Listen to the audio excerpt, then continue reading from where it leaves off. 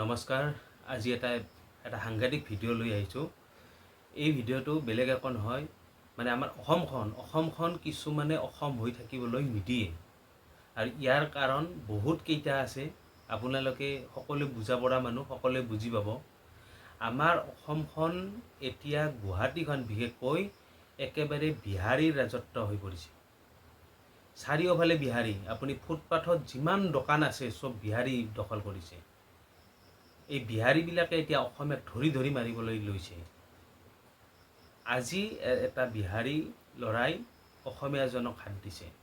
আজি কিছুদিন আগত ঠিক ইলেকশ্যনৰ পাছতে এজনী ছোৱালী, বিহাৰী ছোৱালীয়ে অসমীয়া ছোৱালী এজনীক মানে কাপোৰ খুলি দিছে। এই বিহাৰীৰ উৎপাত কিয় ইমান হ'ল? আমাৰ বহুত কেইটা দল সংগঠন আছে, মিয়া মুছলিম হিন্দু এইবিলাক কৰি থাকে, কিন্তু বিহাৰী আহি যে এতিয়া অসম শাসন কৰিব সেইটো আপোনালোকে বুজি পাইছেনে পোৱা নাই? বিহাৰীৰ দপদপনি বেছি হৈছে।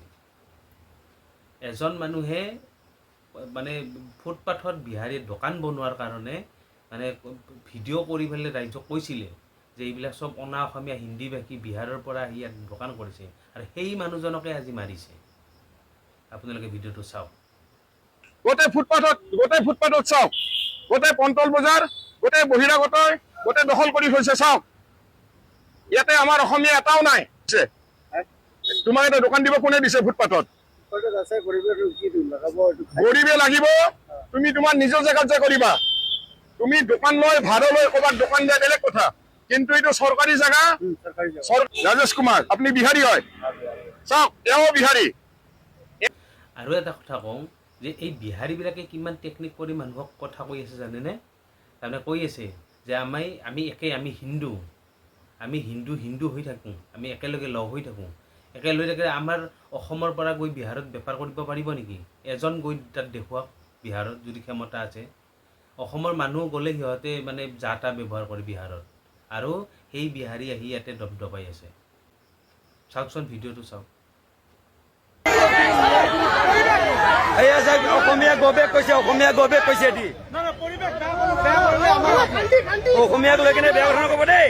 অসমীয়া গবেক কৈছে কিন্তু চাব, অসমীয়া গবেক কৈছে কিন্তু অসমীয়া বুলি কওক, অসমীয়া গবেক কৈছে কিন্তু অসমীয়া গবেক কৈছে কিন্তু কৈছে অসমীয়া গবেক নহ'ব।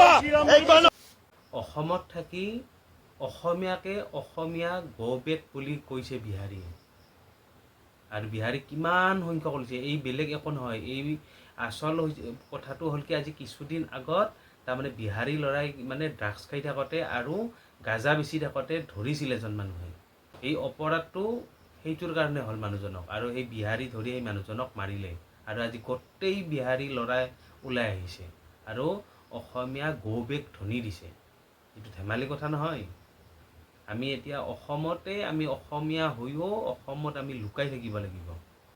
এইফালে বাংলাদেশী মিয়া, এইফালে বিহাৰী, এই মানে অসমখনৰ অস্তিত্ব নোহোৱা কৰি দিছে। কিছুদিন পাছত কিজানি আমি অসম এৰি ইয়াৰ পৰা গুচি যাব লাগিব। মনত অলপ আঘাত লাগিছে, দুখ লাগিছে, সেইকাৰণে এইখিনি কথা প্ৰকাশ কৰিলোঁ। ধন্যবাদ ভিডিঅ'টো চোৱাৰ বাবে।